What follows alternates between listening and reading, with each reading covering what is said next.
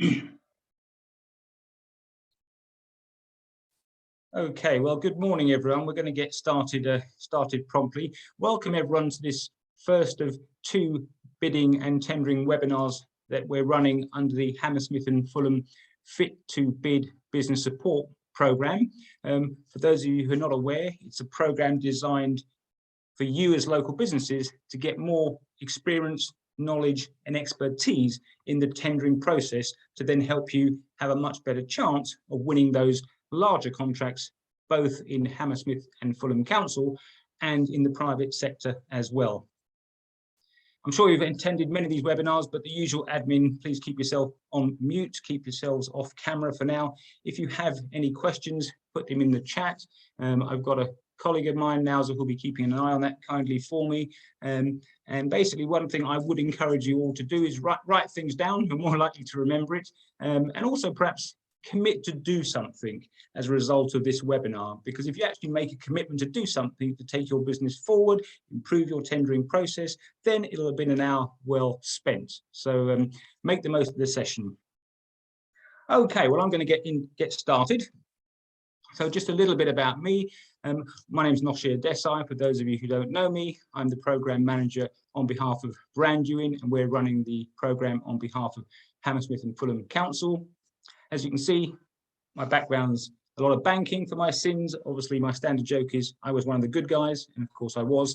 But seriously, I've dealt with businesses from literally startup through to international corporates, and also spent a number of years as the head of the Lloyd's government team, where we had a responsibility to tender and bid for both new and renewal contracts in both local authorities and central government departments. So that's where a lot of my bidding and tendering experience comes from. I'm an advisor with Branduin, and I'll tell you a little bit about us in a moment. And as I said, I'm the project manager for this Fit to Bid program, and I've also worked on other programs with a number of other councils. And I've probably done the best part of 150 of these bidding one-to-one sessions, which I'll talk to you about in a moment, on tendering and bidding. So I've got a reasonable amount of experience. And I've also set up my own little social care business, which I run, which is good for my heartwarming stuff, although not so good for my intellectual stimulation. Okay, so a little bit about what we're going to do this morning.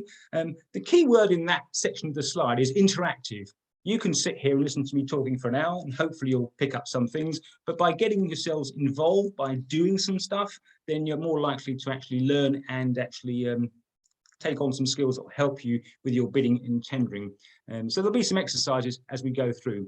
So this is the first of two sessions that I'll be running. I'll be here same time, same place next week, running a follow-up session. And essentially, the program and what we're going to show you this morning is all around best practice and principles that we've come across, I've come across when talking to other businesses with their tendering and bidding experience and how they're getting on. And it is a selling exercise. So we're going to cover quite a bit this morning. For the next hour or so, we'll look at things like why do organizations go out to tender, what sort of things they're looking for. I'll talk to you about the basics, which you do need to get right, because if you don't, you won't make the next cut of the process. And then we'll look at some of the elements that make up a winning bid, supported by what I like to call the golden rules. And we'll talk about that more in a moment. So we'll talk about understanding fully the questions and objectives of the client's tender. We'll look at how you articulate and confirm your solutions and its selling points. How you explain the benefits and value. What difference will it be making to the client? How can you evidence that? How can you prove you've got this experience? All well and good saying things, but if you can't evidence it and prove it, it makes your case less strong. We'll look at how you can research the client, because the more you know about them, the better in terms of putting your bid together. And finally, how do you write a clear, concise, compelling and accurate bid? And the key word there is probably concise. You will often find you're restricted with public sector bids to word counts. So essentially you need to be clear on what you're saying and why, not just put in as much information as you want and think, well, they'll hopefully find it. So a little bit about Branduin. Let me tell you about us. We're a leading group of business advisors in London in the southeast. we work on these sort of strategic business support programs for both local authorities and for chambers of commerce. What we think is a little bit unique about us in terms of advisors is that we've all run our own businesses ourselves. So whilst, for example, I've got 30 years of banking technical expertise looking at businesses, I've also had to do it for myself in my own business. So we've got some real life experience as well. And probably politically incorrect to say, but I'll say it for myself, we're quite long in the tooth. So, you know, I've got 40 years of business and banking experience. So hopefully I've picked up something that can help you along the way. We've got some proprietary programs, as you'll see in the bottom right of the slide. Fit to Bid is the program that we're running for a number of different local authorities, which is all about, as I said, helping you as local businesses get more experience and successful in bidding and tendering. There is a real desire from local authorities, and in particular Hammersmith and Fulham Council, to increase and improve local supply chains. They generally want to give more business to local businesses. So you're pushing against an open door. So with the right tools and skills, which hopefully I will give you, you should put yourself in a fairly good position to win some of these larger contracts. And just briefly, the Peer Network Programme is a programme we've been running with a chamber over in Hertfordshire, and it's all about getting businesses together, sharing thoughts, ideas, experiences, and I was working on those programs over the last couple of years. So we've got a fair bit of experience amongst the sort of 20 or so advisors working within Branduing. So let me talk to you high level a bit about the actual program. As it says at the top, it's all about helping you to win more contracts. And as part of that process, I'll talk to you about how you engage with procurement departments, because often you as a bidding, tendering supplier, you'll be dealing with a procurement department, not necessarily the end user within the organisation. We've also got an online bid capability assessment questionnaire. It literally takes about 5 minutes for you to complete. And if you haven't done so, I would encourage you to complete that, because it allows us to look at your, I suppose, state of preparedness for bidding and tendering, then provide some tips and suggestions as to where you could improve. We'll spend time helping you improve your bidding skills. Obviously, it's a bidding and tendering webinar and a bidding and tendering program. So we'll show you a number of ways to help you improve your planning and your confidence and your expertise. And it is very much a sales process. If, as some businesses do, wrongly treat it as an admin form filling exercise, unfortunately, that's a pretty surefire way to be on the way to a poor losing bid. So we'll show you that it is a sales process and what you need to do to actually sell yourself, sell your business.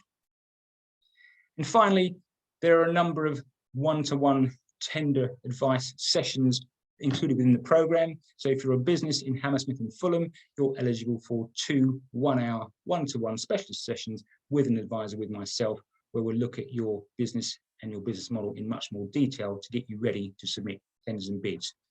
There's a lot of good stuff. So let's get going. There are a number of benefits of this program. It's a great program. Yes, of course, I would say that, but it is. And that just gives you an idea of some of the things that we can help you with in terms of the program. So as I said, we'll assess your current level of bidding writing skills. We'll give you skills, knowledge, experience from best practice that we've seen with other successful companies bidding and tendering. You've got the access to the 2 one-to-one confidential advice sessions, like I said. We'll help you get to a point where you can submit an expression of interest. I'm not sure if you're familiar with that term, but quite simply, it's typically in sort of local authority, in the local authority world, and it's basically a written document that you submit to the authority showing that you have an interest in bidding for a particular type of work. We'll help and support you writing, submitting winning bids. I've just been working with a client who was on the program earlier in the year, who had a tender to submit last week. We spent some time getting that in better shape. Hopefully that's going to give her a better chance of winning. And the program also helps you in terms of your wider business model. You may have come across something called the business model canvas, and essentially it's a way of assessing the bigger picture in terms of your business and its model and how ready it is for bidding and tendering. We'll look at your value proposition. How do you articulate the value of what you do in a way that makes it attractive to companies, and in particular for the procurement departments, because they're the ones that we're doing the assessing. evaluation. And in between these sessions, we're there to help you. It's not a case of we have a webinar, never see you again, come to the next webinar, we have a one-to-one. We're there in the background to help you. So, there is engagement throughout the program, and we'll help provide you with regular and ongoing feedback as to how you're getting on. So there is lots of good stuff on the program, and all we need from you is your time. It doesn't cost anything. So here's the first question for you. I'm not based in Hammersmith Fulham myself, but this is the Civic campus in King Street, I understand, or it's the vision for it. And the question there is, would you bid to be involved in a project or a contract like that? Think about that for a moment, because you might think, as a small business, well, I've got no chance of getting involved with that. It's much too big for me. I don't have the capacity. I don't have the resource. But actually, with proper planning, with proper thinking, perhaps with collaboration, there's no reason why you shouldn't get involved in a project like that in your area of expertise. So don't be put off by the fact that, perhaps bids seem out of your reach, shall we say. Have that confidence that providing you prepare properly, there's no reason why you shouldn't get involved in larger contracts. So, first question for you as participants, and if you can just give me an idea of where you are in terms of your bidding experience, that will help. So either maybe you've never submitted a tender before, if so, pop a 1 in the chat.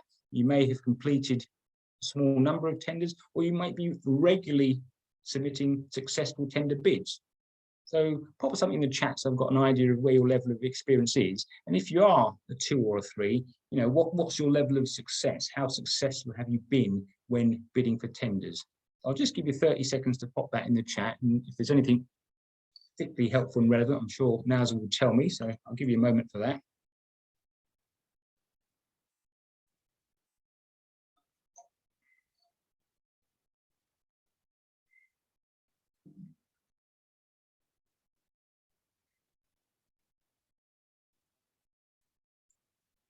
Okay, well, I'm going to keep moving. I'm going to assume that now, if there's anything of particular relevance, you need to tell me that you will. One answer from Civic Gas is 1. Okay, so someone's never tendered before, and the rest of you, as I say, please do pop in the chat whether you're a 1, 2, or 3. That would just be helpful to allow me to pitch the webinar at an appropriate level. Although whether you're a 1, 2, or 3, you'll get some value out of this, definitely. Okay, so I'm going to keep moving. So there's someone has never had any tendering experience, and that's fine. You'll pick up a lot from this webinar, and obviously the one we're running next week as well. So first exercise, as I said, you've got to do some work as well. I want you to spend a moment just thinking about why organisations go to tender, because it takes a lot of time and effort on all sides. In particular, the client. You might think that there's a lot of time and effort involved for you as a potential supplier to submit your 1 bid. And yes, there is. I make no bones about that. But for the client, they may have 20 bid or tender responses. So there's a lot of time and effort. So why would clients put themselves through all that time and effort? So have a think about that, and think about what they'll be looking for in a provider. And you'll hear me talk quite a lot about this as well, and that is, try to put yourself in the mind of the buyer. Try and think about it from their side, what they want. Because if you can start doing that, I can assure you, you will be writing a much stronger and powerful bid. Try and empathize with the issues they've got. So I'll give you a moment just to pop something in the chat. Just think about it. Why are they going out to tender? What are they looking for? And then I'll share some thoughts and ideas with you as well.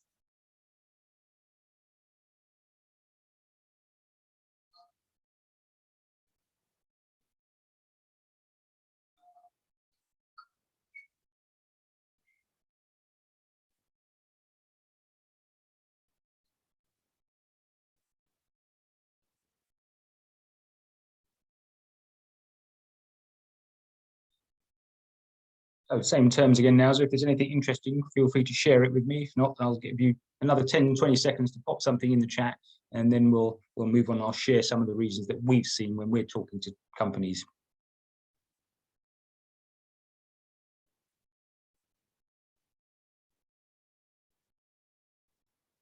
Okay, so let's see how many of these you got. You'll know yourselves. I mean, first of all, it enables a fair and objective comparison to be made by the client, because they're going out to the market, to suppliers, asking everyone the same question, giving everyone the same level of information and detail. So there's no favoritism, there's no, we've been working with you before. It's a completely equitable and open process. Hopefully, it will help the client minimize supplier selection risk, because they're doing a fairly comprehensive exercise. They're going out to the whole market. There may be suppliers that they've never heard of or spoken to before, but everyone gets that same opportunity to basically tender for the contract. It may be that, and particularly in the local authority market, they have to go out to tender for a certain legislative or policy reasons. So, for example, with local authorities, they have to go out to tender if a contract is over a certain size. That's to say, more in the private sector than, more in the public sector than the private sector.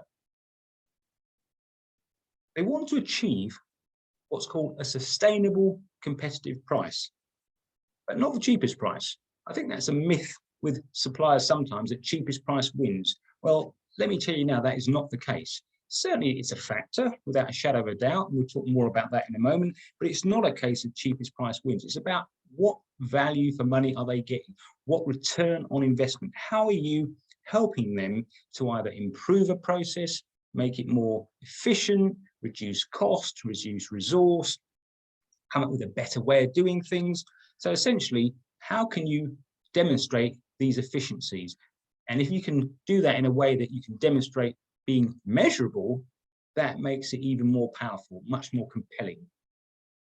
So a number of reasons that companies would go out to tender. And what sort of things do they look for when they're going out to tender? Well, an innovative mindset. And I've talked about their driving higher value. And again, it's again about how can you improve a process? How can you improve what they're doing by way of better efficiencies? They want to know your ability to carry out the work. What's your level of competence? It's all well and good saying you can deliver this contract and you can do X, Y, and Z, but how can you show that you can do that? All this feedback here, by the way, comes from real contract evaluators that we've been collecting information from. They want to improve communications. They'll be looking for a collaborative approach. They might also be looking, almost certainly, for someone that fits with them culturally, because we all like working with people who have a similar sort of mindset, who have similar thoughts and beliefs and values. So that's important. And you can research, and we will talk about research later, you can research what are their values, their beliefs, what is the culture of the organization? Because if you can get a better handle on that, and then articulate that in your bid, again, putting yourself in a much stronger position. They want accurate, real-time, reliable management information. Can you produce that? How often? In what shape or form? Is it user-friendly? Future-focused expertise. What I mean by that is all well and good helping them with a problem they've got now, but do you have a feel for the bigger picture? What's their broader strategic aim? What are their strategic objectives in the next perhaps 2 to 3 years? Because if you can demonstrate that forward-thinking approach, you're putting yourself over and above the competition in terms of your thinking, in terms of demonstrating that you're not here just to solve a problem now, you want to help them with issues in the future. Every organization, certainly that I've dealt with, is looking for transparent and open communication and a willingness to take accountability. What I mean by that is when things go wrong, are you the sort of organization which puts your hand up and says, sorry, Mr. Client, we understand there's been a problem here, but what we're going to do to get it right is X, Y, Z. Some of my best relationships when I was in banking came from problems I sorted out for a client, which then allowed me to essentially have a chance to bid for a bigger piece of business. So again, no harm in getting things wrong, not too often, hopefully, but it's how you deal with it and put it right. And do you have a problem-solving ethic? Do you think about ways of doing things better? The final point on that slide is to ensure satisfaction of the internal customer. And what I mean by that is, like I said, certainly with local authorities, you will typically be dealing with the procurement department. They're the team allocated and responsible on behalf of the local authority to manage the tender process, to evaluate suppliers, and they're working on behalf of the end supplier within the council. So there are a number of reasons why companies go out to tender. And if you can start to get a better understanding of those things, if you can get to really get underneath the surface of why they're going out to tender and what they want, it's going to put you in a much stronger position. So let's start with the basics. These are the simple things that you need to get right to start with. They're not enough to win the tender, but you need to start by getting these things right and then build upon that. So there'll be a number of things you'll need to complete as those first steps. There may be a supplier questionnaire. It'll have straightforward, generic information about you, your company, perhaps how long you've been in business. That is a tick box exercise, but make sure you tick all the boxes. So what I mean by that is follow the questionnaire carefully, complete it accurately. There'll often be a form of tender for you to sign and complete, particularly in the public sector, which basically says you've read all the information and you've read the terms and conditions and you agree with that. It could be what's called a non-collusion certificate to show that you've basically produced and come up with your tender response independently, unless you've made it clear you're in a collaborative joint partnership arrangement. You may hear all sorts of different terminology: invitation to tender, request for information, request for proposal, pre-qualification questionnaire. Can get a bit confusing sometimes. For the purposes of today, we'll talk about bid or tender response, but do read all that information carefully. You'll often be asked to provide some financial information, perhaps 3 years accounts. Make sure you do that. Provide references. This sounds simple, but make sure that you actually tell the people you put down as referees that you've given them as a reference. So they'll be expecting contact from the client. And there'll always be a pricing file or a pricing template to complete. There'll be policies you might need to comply with. You might need to demonstrate that you've got a health and safety policy. Social value is something that's coming up a lot now in terms of all public sector contracts. How can you help and add value to the local community? And then finally, and the reason I put it in bold, is plan and allow sufficient time, because it's quite a detailed process. So if you know all these things, great, but all your competitors will be doing this. So it's not enough to win the bid. So what do you do next? Let's get on to looking at the real writing and a little bit on planning. I wanted to spend a few minutes on, just a minute or so on planning. Plan your response like a mini project. Allow sufficient time.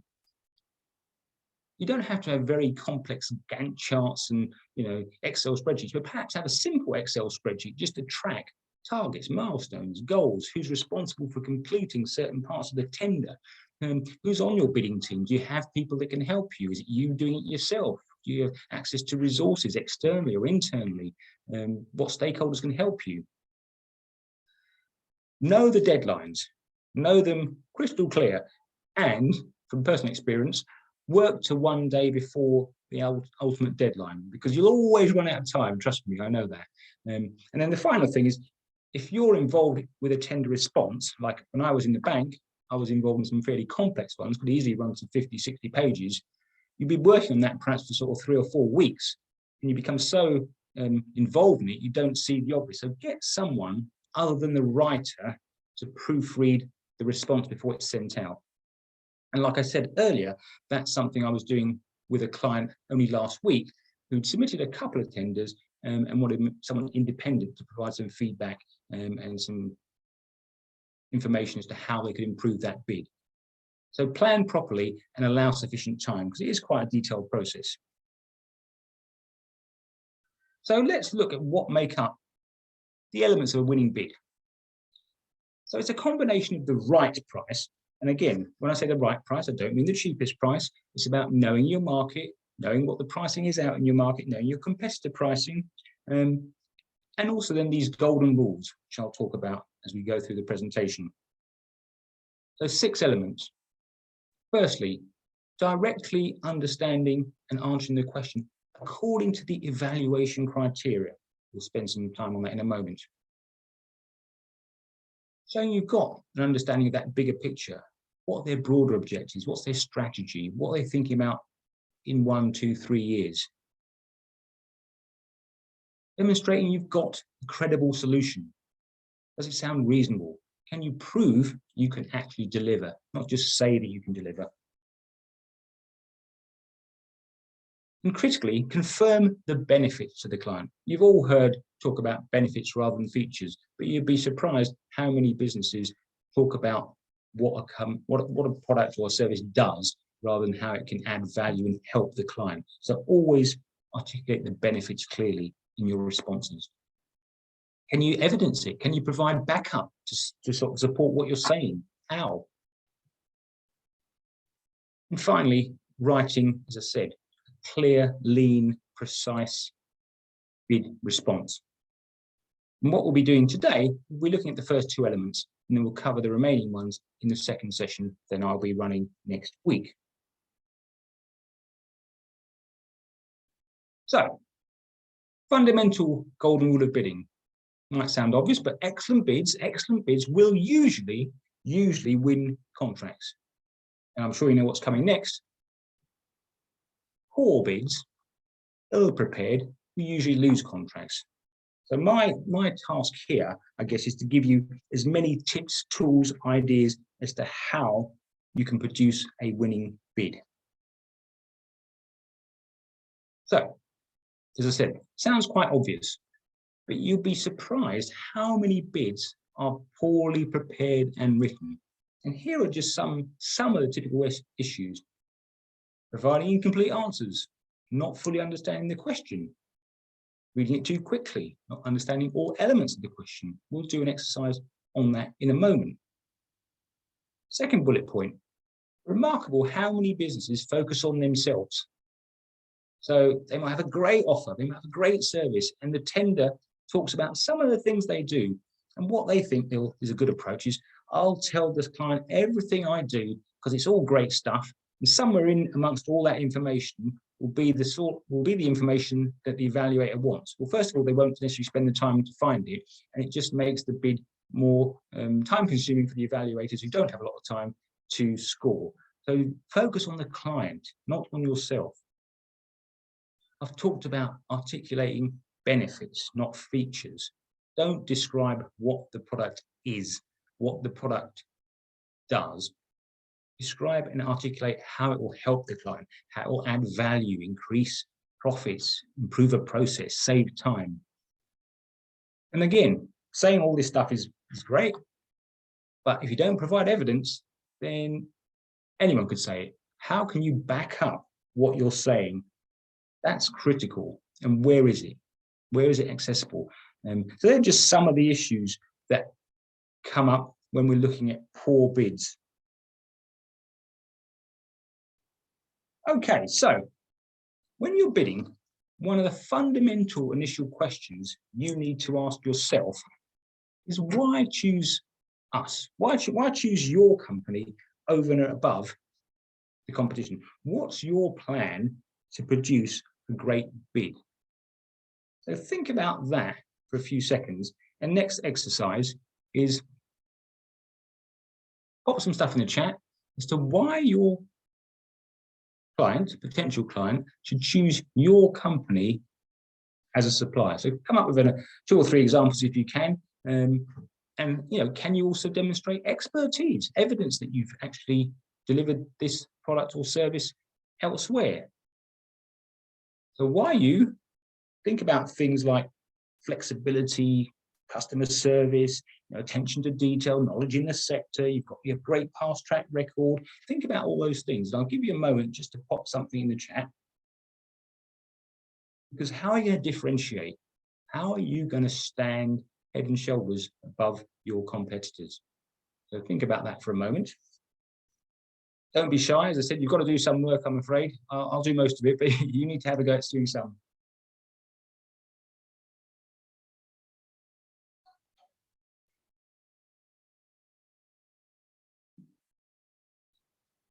And as I've said before, put yourself in the mind of the buyer.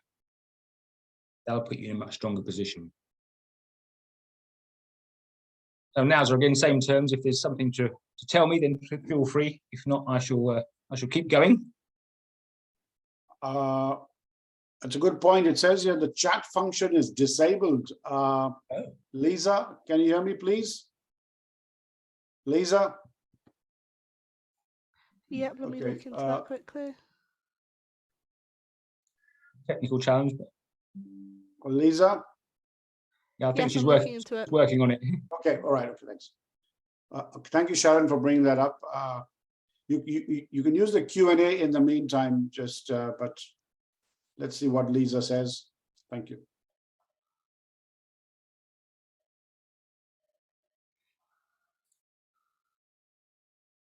Okay, well, while Lisa's doing something technical in the background, which is certainly beyond me, I'll crack on and share some of the things that we see when, reasons for choosing you as a customer, as a supplier, for example. Think about how well do you know the prospect client? Do you have an existing relationship? Are there people within your organization who know them? What evidence have you got to back up what you're saying? Do you have case studies from happy customers? Do you have testimonials? Do you have strong referees who can, vouch for what you're saying? And where can the potential customer find that evidence? It's on your website, maybe it's on your social media.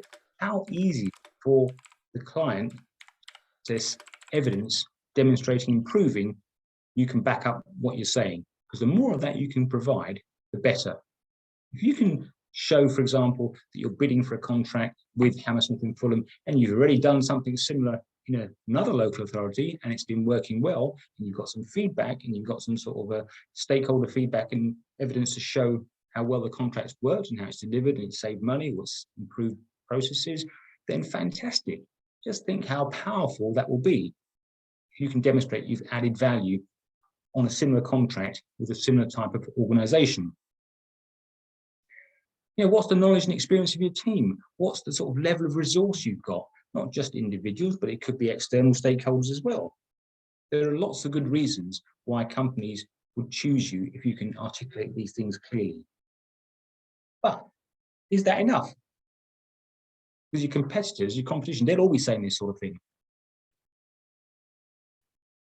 So generic language is not enough, because all your competitors will be claiming all this good stuff that you're saying. So the challenge for you is to transfer those reasons, articulate that evidence in a way which then allows the evaluators to score your response highly. And it's about, as I say, things like providing evidence, showing the value you provide, and giving yourself the best chance to make the next cut and score highly.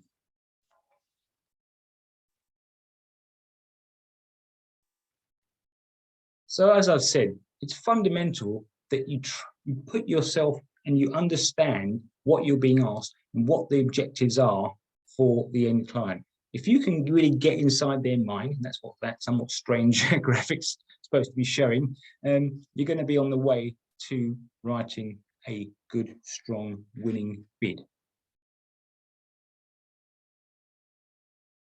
So in any project, there are a number of different objectives and needs, and they're at different levels, I suppose. There'll be the strategic objectives, there'll be absolute needs and some added value things. So for example, to give you an example, the council might be wanting at a strategic level to source a quality catering firm for all their care homes. That's the strategic objective. So the absolute needs of the project would be to appoint a catering company, hopefully with some healthy options. And then things like added value services. They might want, a caterer who provides some vegan choices. They present the food in a way that looks nice. It shows the nutritional value. So there's a hierarchy of understanding what's important to the client and what they're trying to strategically achieve. What will help you hopefully understand the bigger picture. As I say, one great question I was asked when I put in a tender bid when I was in banking and we've been asked to present, the client asked the question, which was this: what is it that we have not thought about in our tender? And that's a great question, because what they're saying is that we've sat down, we've thought about all the things we need, but you're the expert, you're the expert supplier. What else should we have thought about that we haven't considered? And if you can get an understanding of those things, you're going to be on the way to writing a winning bid. So there are 4 main areas or ways, sources, where you can find out this sort of information, essentially. So they'll tell us in the invitation to tender. And like I said earlier, there's often quite a lot of information. There's a pack of information, obviously, sometimes. Again, going back to my banking days, you often had 20, 30 pages of documents, and that was just the invitation, not even the response. So read the tender information carefully. That really will give you a lot of helpful information. There may be a pre-qualification questionnaire you need to complete as well. You can ask questions. You can get answers. It's been harder over COVID to engage, but certainly now things have opened up. Ask questions and you will get answers. But just be mindful of the fact that you can also ask questions through the formal Q&A process, but make sure those questions have been asked first, already by someone else, because it will show you have a better attention to detail. And secondly, don't ask anything sensitive, because certainly with local authorities in the public sector, they will share the answers to your questions with all potential suppliers. And the third bullet point, which I didn't sort of touch upon, critically important, carry out research. Improve your knowledge and understanding of your client. And there is a whole host of information out there for prospective larger clients, particularly, or certainly in the public sector and also the private sector. So if you can get a better understanding of what is important to clients, they'll give you an edge over your competition. So spend the time to get it right. So let's spend a little bit of time on maximizing the score, because essentially that's what the evaluation team within any procurement department will do. They will evaluate the responses and they will score them appropriately. And, they'll do it in a very systematic and, simple way. They'll read their question and then they will literally go through and see what elements of it you've answered. So make sure you've identified all the right individual elements of a question and structure your response appropriately. Because if you just skim over it and then respond broadly thinking that you've basically answered everything and haven't, you'll score fewer marks and then potentially not make the cut and get a lower score. So we're going to do a little exercise now on question analysis to help you with that. So again, this is a question from a real bid, a real tender.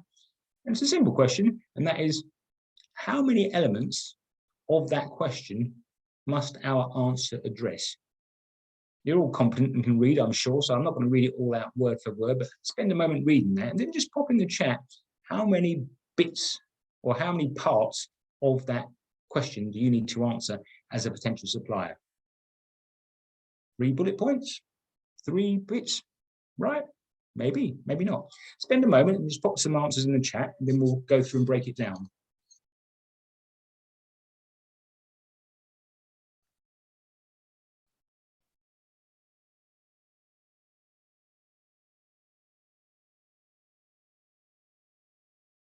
Again, not sure if the chat facility is up and running again or if there are any responses in the chat, but I'll give you another. Noshir and everybody else, there was a new version of Zoom updated over the weekend. We just found out.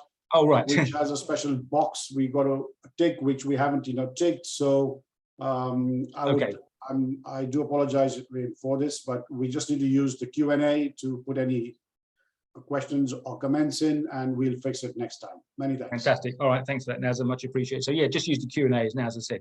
So 3 bullets, 3 parts of the question, correct? Well, clearly not. So if you look at it in detail, you can see in blue there are various different elements to this question. And if you just thought it was 3 sections and answered 3 parts, you'd probably score more lowly. So if you look down the bottom of the slide, there are essentially 6 different parts of this question. It says like provide a high-level description of the structure of your company. You might want to include an organogram. You might want to some sort of visual chart. You might want, for question number 3, it says, what are the number of people in your team, in each team? You could answer that 3, 2, 1, job done. Or you might actually answer it with a bit more detail, maybe put a little bio, 2 or 3 lines. You don't want to put a whole CV of everyone on the team in, that's too much. Just, maybe a picture shows that you're real, preferably smiling, always helps. With a line or 2 about individuals and their experience, and what backup resources there to help you with that project as well. So you can see that if you just answered it in 3 parts, generally, you will have missed out 3 elements of that question. So do look very closely at those questions and read them very carefully. Sounds obvious, but again, you'd be surprised how many potential suppliers don't fully answer the questions and therefore score poorly when they're being rated by evaluators. So let's look a little bit about evaluation. It's done very objectively. There's no standard way of evaluating projects, but here's an example. And as you can see down on the right, if you don't sort of respond, or you respond very poorly, you're going to score nothing. And you must and should always be able to score at the upper end, of course, 4 or 5. And 5, just to sort of clearly identify and articulate that, you provide a well-defined solution, you've clearly articulated the benefits, you've backed it up with evidence, you've quantified how you're going to add value, it can be measurable. If you can do that and provide that in your response, then you're going to score much more strongly and put yourself over and above your competition. So think about those questions very carefully when you're putting together your responses, because that's what you want to do. You want to be scoring at the upper end and giving the chance of the evaluators to score you highly, giving them reasons to score you highly. So another little exercise here. Think about what are the sort of resources and sources of information on a client? Because like I said earlier, the more you know about your clients, the better it will be and the stronger position you will be in. So think about where you can get this information and also what sort of information you're looking for. And again, pop something in the Q&A if you would, as opposed to the chat, which we'll work on for next time. So where can you find it and what do you need to find? Because there's loads of information out there, which I'll share with you in a moment.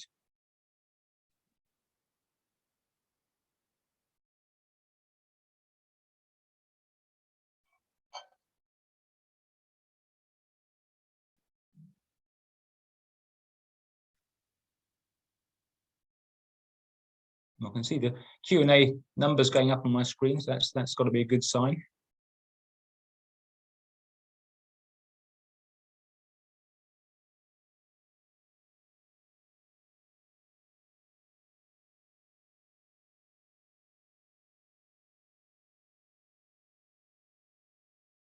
Right, just a few more seconds to put anything in the chat. I can see it in the Q&A. They're all going up. So let's see what you got. I'm sure you've got a number of these things. So let me share some of the things that we can find, where we can find information. The first place is sort of quite obvious, but start with their website. There'll be lots of useful information about the client. This is just an example of us as a team. So as you can see, we've got the individuals within the team. You can see my sort of cheesy smiling face sort of 3 rows down. But people smiling makes a difference. And it gives you as a potential supplier the feel for what's important to the client. What's their sort of what the issues that they're covering. Culturally, what are they like as an organization? You can pick up a lot from the client website. So that's clearly your starting point. And then, of course, you've got various sort of social media pages. LinkedIn is a great one, certainly for those larger professional organizations. They'll always generally have a LinkedIn page. They'll show you perhaps what groups they're part of. There'll be information perhaps about key decision makers. Important people. They'll have posts about what's important to them in their business at the time. So again, definitely worth looking at their website and their various social media pages, in particular LinkedIn.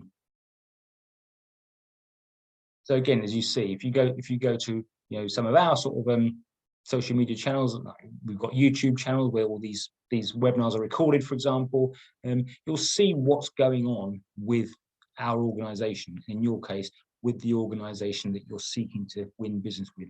So important to get a feel for their website, social media, and what they're talking about at the moment. What's important to them in their market.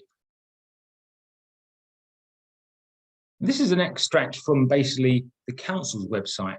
And there is a host of helpful information out there. I know and accept it takes time and effort, but believe me, it really is worth spending that time and effort.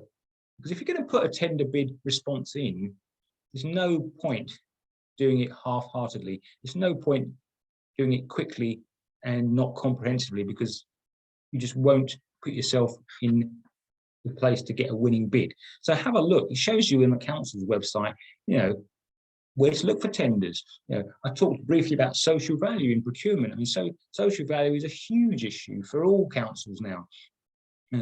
They talk about things like building community wealth. So, as an organisation, you should certainly have some form of social value policy.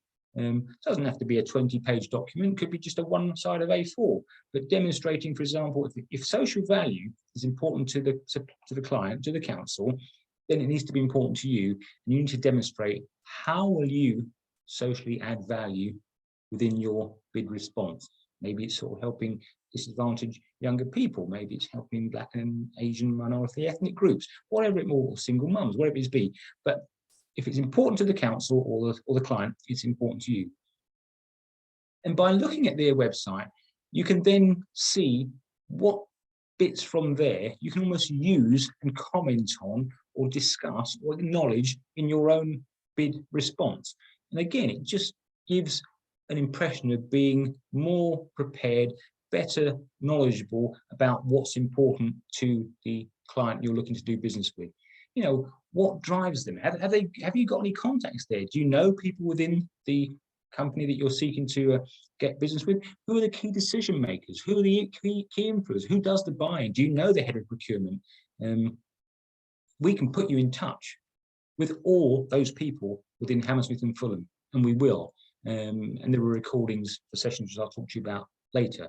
So if you spend the time, the information's all there. You just need to take the time to find it. There's contact points. It shows, for example, in Hammersmith and Fulham, where they're spending their money. So the three biggest areas for Hammersmith and Fulham, for example, are the care sector, building and construction, and agency staff. So, how can you help in those strategically important areas where they spend their money? More knowledge, more power, more success. And if you can then include those things in your bid, you're going to be on the way to a winning bid. So again, you can see there, they've got literally information about their procurement contracts. Sometimes they'll have definitions of what a good supplier constitutes. So do you meet that good supplier definition?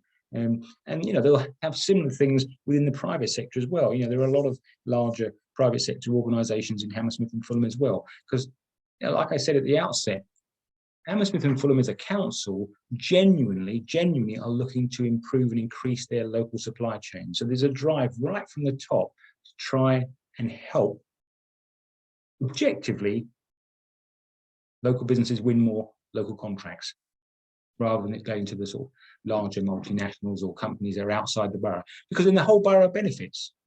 Businesses benefit, people within the businesses get more wealthy. So it's strategically important for Hammersmith and Fulham to build community wealth, social value within their borough. So talk to the council, build those relationships. Like I said, we can give you all the contacts, no problem at all. Then you just need to make sure you've got a clear message as to why they should choose you. So there are lots and lots of other areas where you can source information. The primary document, of course, in any tender is the bid document. This should drive our thinking, our thought process, and everything we put in our tender response should lead back to their strategic objectives. There may be a number of different internal resources you have as an organisation. You may have people in your company who know people within the supplier organisation.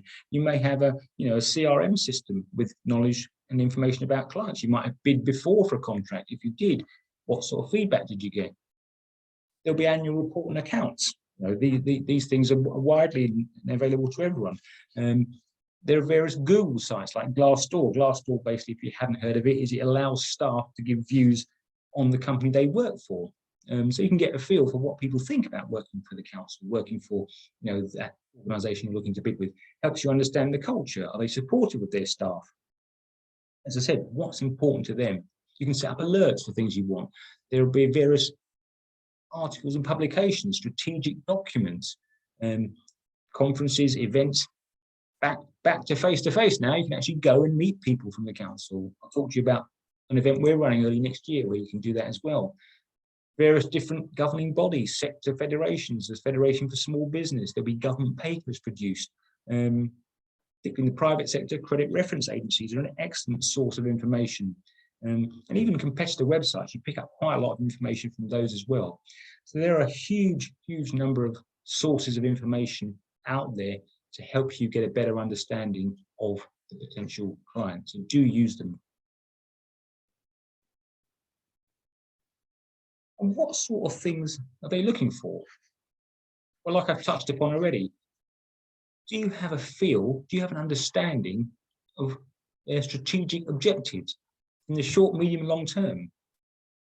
Again, going back to my banking days, you wanted to build relationships, strategic relationships with good, strong clients, not just something that's transactional. What I mean by that is, if you bid for a particular piece of business, yeah, that's all well and good, but you want to be forming a broader strategic objective.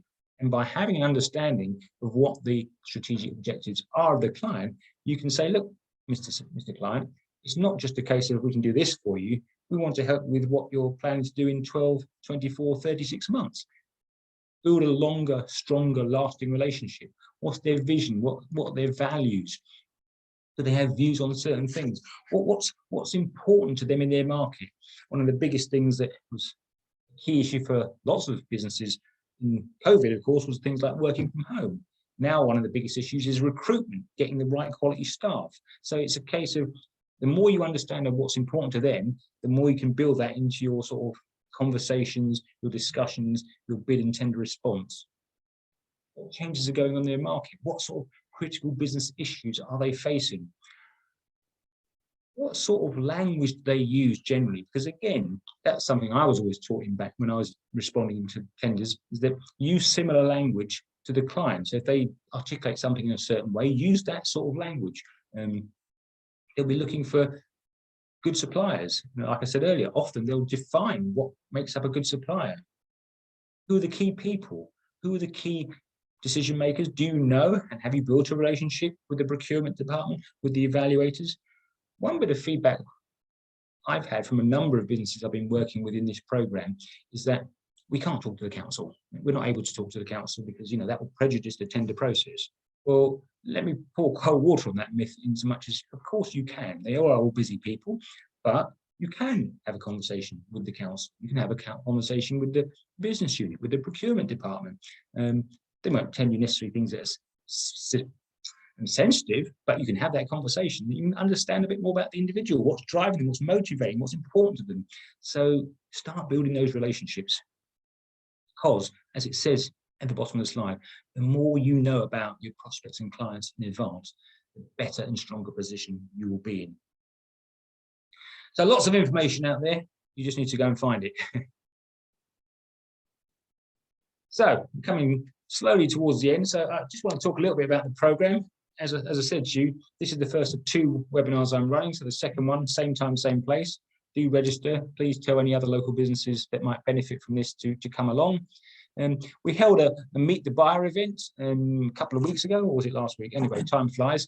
Did it via Zoom, and essentially we had senior representatives from the council, we had representation from the private sector, all within Hammersmith and Fulham, just explaining what you as local suppliers need to do, and the sort of areas they're looking to build relationships. It's recorded. It's on our YouTube channel. We can send you the link. And we'll also be running a face-to-face event early next year on that as well. So you can actually come and meet people from the council, because at the end of the day, people buy from people that they know, like, and trust. Yes, you have to have the right service, the right product, the evidence, all the things like we've talked about so far. If you've met someone, if you get on with them, if you've got to like them and know a bit about them, that definitely helps.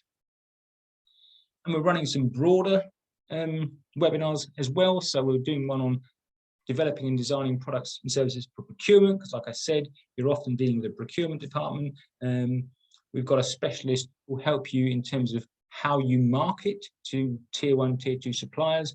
It's very much around using LinkedIn, which is a very, as I'm sure you know, a professional social media channel used by the larger organizations. So again, great way of understanding how to make that work for you and your company. I'll also be running a specialist session on public sector bids and tenders, because they are a little bit different to those private sector ones. The things I've talked about today is fairly generic across the public and private sector, but the public sector tenders can be quite unique. So I'll certainly be spending some time on that specifically. And then there's one we run on what's called the circular economy. A key thing for SMEs now, it's all about tackling those global challenges, climate change, waste, pollution, sustainability, recycling, and how to better manage and use resources. And sometimes as a smaller company, you think, well, I can't get involved in that, I don't have the resource. Well, we'll show you how to do that on a collaborative approach with forming key partnerships. So again, very, very useful and key issue for all larger tier 1, tier 2 public and private sector organizations. And then, as I said, we'll have this face-to-face event in January as well, where we can actually meet people from the council. So all these webinars are run by specialists like myself with knowledge, with experience, and then all we want to do is share it and give it to you to help put you in a stronger position to win those bids and tenders. So get yourself registered on those when you see the links. Okay, so we're just about finishing up. I wanted to talk for a few moments just about the one-to-one tender bid sessions, one-to-one advice sessions, very structured sessions, 2 sessions. First session, very much about helping us to get an understanding of you, your business, your key challenges, all focused around the tender process. And as you can see, it'll all be documented back to you. So these sessions aren't a bit of a chat. They're very structured. We'll record the key actions that come out from those sessions for you to work on. And the whole idea is that in between the 2 sessions, which is typically 4 to 6 weeks, you'll have time to work on those actions. And then we come back and have another conversation about how you're getting on, what challenges you face, perhaps what additional support you need. And if you're a business in Hammersmith and Fulham, these sessions are fully funded by the council. So they're 2 one-hour sessions. So get yourself booked on them. It's just a case of, well, getting in touch with myself and I'll get you on the program and we can get your first session booked in the diary. And the feedback we've been getting from these sessions has been very positive. They're very much action focused. Something needs to change as a result of the session. Otherwise, it's just a bit of a chat. And whilst that might be fun, it's not actually taking you forward. It's all about helping you get to a better state of preparedness to submit those winning bids. Right, well, I think that's about it. It's 12 o'clock, so I'm just about on time. I hope that's been useful. If there are any further questions you want to put in the Q&A, I'll be here for a few moments. If you want to give us any feedback on how you found the session, that would also be useful. So, yeah, I'll hang around for a couple of minutes. I'll open up the Q&A now. The reason I didn't do before is I hadn't mastered the technology to do that and move my screen. So let me just open that up for now and have a quick look.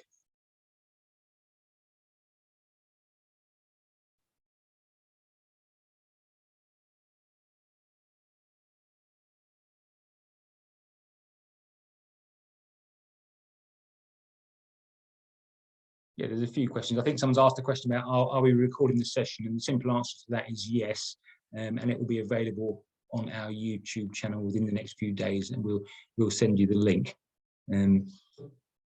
There's a few new names I'm looking at. I don't know all the names of the businesses on the program, but I can see a few new names. So if you are not registered on the program, do send me an email. You can see my details at the bottom of the screen, and that's noshir@brandewin.co.uk, and I'll happily get you on the program and we'll get you sorted out for some one-to-one advice sessions.